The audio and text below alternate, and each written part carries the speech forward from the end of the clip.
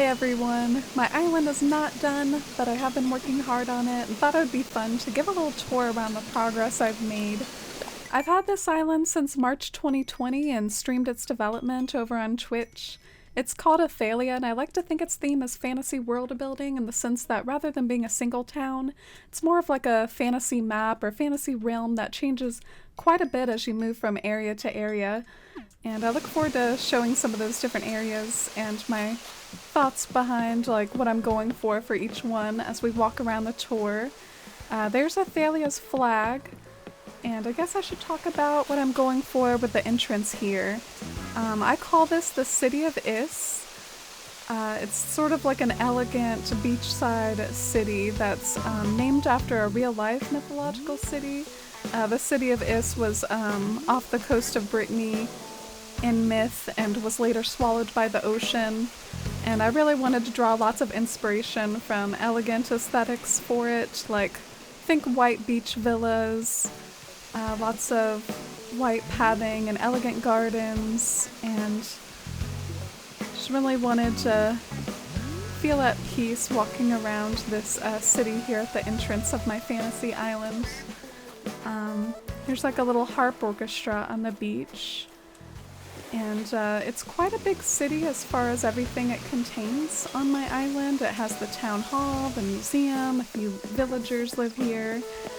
Let's go up here on the inclines and check out the villager residential area. We've got Chevra, who lives over here near lots of like pottery over by these waterfalls. And then up this incline we come to Fleury's house, which is sort of nestled in this little creek that hugs the cliffs. Cute little creek adorned with lots of cypress plants. I use cypress plants a lot on my island. I like to think they're kind of like basically a native plant to the region. And when you cross over this bridge, I try to achieve like an overlook spot here where like you stand on the edge and you can just look across and see the scenery that stretches out before you. That's kind of like the ruins on the other side of the City of Is. And then down here we've got Julian's house and Tipper's house as well. Hers is the one down below Julian's. She's walking around with like a thought bubble right now. Yeah, I still have lots of work to do on Ithaelia. Like there are little blank areas here and there where I haven't filled things in with flowers. This little path that I'm walking around on right now, it's mostly just been blocked in as far as the brickwork, but I haven't actually done the shading. I have quite a few patterns that I want to make for Ithaelia that aren't done yet. But let's keep walking over to the other side of Ithaelia, the other side of the City of Is, I should say. And this side has more of the big palaces, the big buildings, like that beach palace, and then over here, this is the museum gardens. I really like the way the museum gardens and museum came out in my town. I thought it would be so much fun now that we can like terraform and have furniture outside to do something quite grand for the museum, and I'm really happy with how it came out. Let's go over and see how it looks from up above. If only I gave enough time to my actual like inside of my museum and filling out all the exhibits. I still have quite a bit of work to do on that realm. And one day I do want to replace this patio with actual like marble designs. I'm just kind of using the terracotta for now as like a placeholder. More of that like pattern backlog that I gotta do. And it's very symmetrical and quite a bit of real estate used on the museum, but I think it was worth it. Another symmetrical area that we're about to come to is my little rock garden back here. The rock garden is behind the town hall, and it's sort of supposed to be a bridge or a transition between the City of Is and the forest behind it. Try to achieve that transition with just more of like these trees and flowers and bush lamps and everything. I love walking around the rock garden and seeing the shadows cast by the trees along the path. I think it's just a really cozy, pleasant way to incorporate the rock garden into things. It's not really like a practical rock garden though, so do have to complain about that a little. But over here, this is the entrance to my magical forest. Every fantasy realm has to have its magical forest, and this is mine. You can have the signpost sort of leading you around the different forest trails and forks in the road. I guess we'll take this fork in the road, which leads you down to my fairy shee. You can sort of see that I'm trying to establish the fairy feel already outside the shee. You can imagine fairies playing on the harps and flying around this spot, hopefully. And if you're not familiar with the fairy shee, I don't blame you. I just pretty much took it from a fantasy series that I read when I was younger, in which the fairy shee was like sort of like a fairy tribe that a king and queen rule over. So I was just really inspired by like fairy royalty for this area. Like, take fairy core but make it royal and grand, and draw some inspiration from Scottish and Irish culture with fairies as well. Like, if you've heard of fairy mounds over in Scotland, that's what inspired this little mound here at the center of the fairy shee. And in the future I hope to put like a fairy ring of mushrooms in the middle. I haven't quite gotten to that yet. And if you have a ladder, it is worth it to come over here and sit on the throne. There's quite a pretty view from out in the fairy shee when you sit on the throne and look over the kingdom. But let's hop down and exit the shee for now.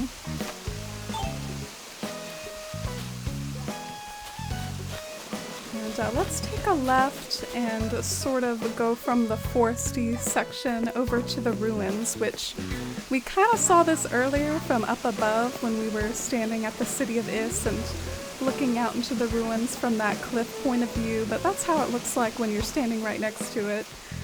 And across the bridge is even more ruins, lots of tumbled like stone walls and weeds like poking through the ruins, just trying to go for a really like wild, unkept atmosphere. Maybe even too unkept possibly. Let me know if you think it's like a little too messy looking. Sometimes I fall into that trap of making it too messy. And this little winding lane takes you to the door to my secret garden. It's not a true functional door, of course, being a simple panel, but I like to imagine you can go through the door and overlook the secret garden down below. Of course, I do have other ways to see the secret garden since the door doesn't work. There's this vista overlook spot here, which is currently overlooking a pretty empty looking secret garden, another one of my big like work in progress areas, so pardon that. My goal for the secret garden in the future, I just want to go even more wild with the garden arrangements. I've already started to do gardening up on the cliffs of the secret garden, and I want to fill out this area down below too.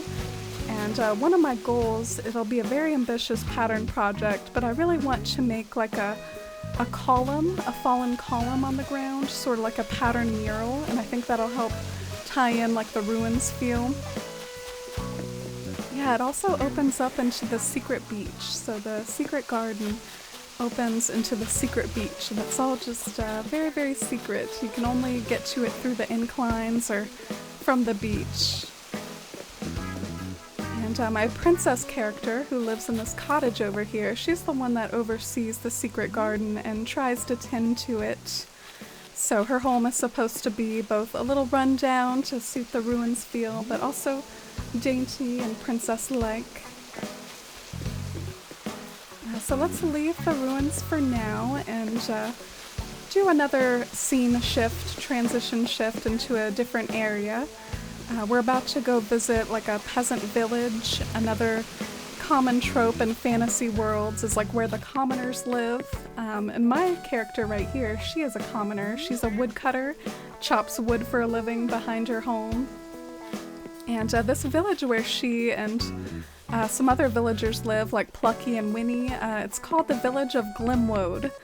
And it's just very rustic and worn down, but also quaint and cozy.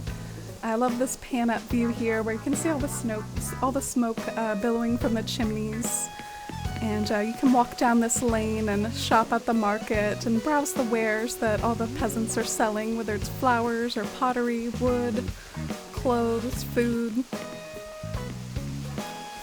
And Melba here, she's doing a really great job of helping to bridge the gap between like the elegant white city spot and the Village of Glimwood. She's like the perfect home to help tie the two themes together because they are awkwardly close together, and her house is sort of an element of both worlds there.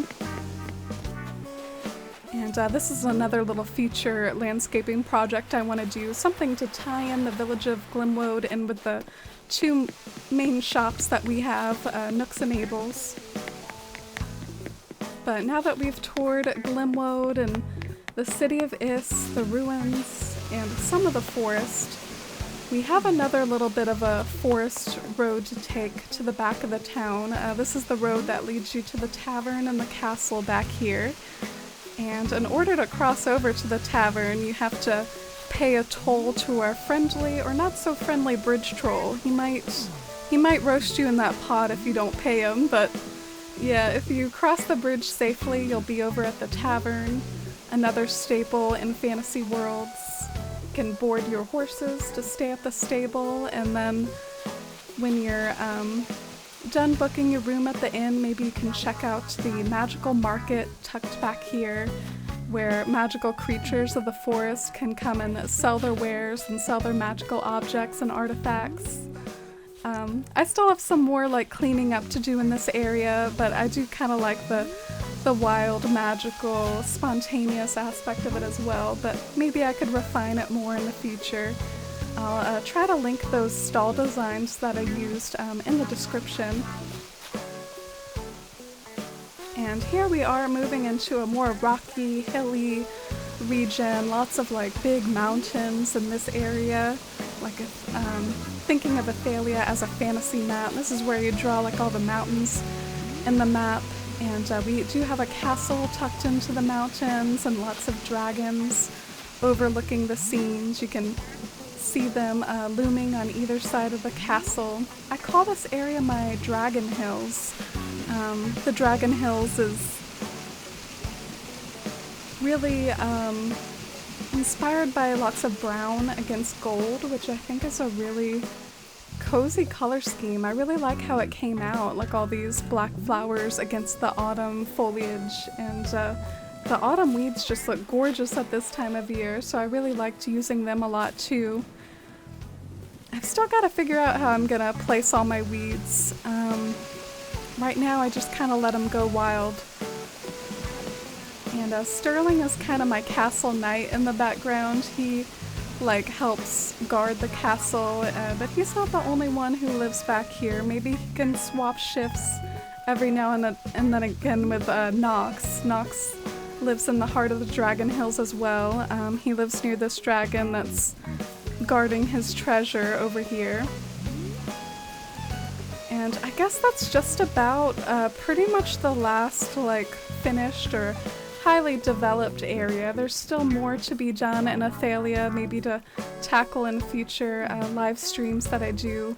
Need to like refine the beaches more. I need to tackle this like campground area that's sort of tied over with the Dragon Hills. And there's also like one last little blank area over here. I look forward to just kind of making it another forest scenic landscape. I liked the idea of maybe some horses being like let out from the inn, and then we can kind of find wild horses in the area as well. So we'll see how this last area starts to take shape and how some of those patterns that I want to make end up turning out. And then I look forward to maybe recording a more finished tour in the future.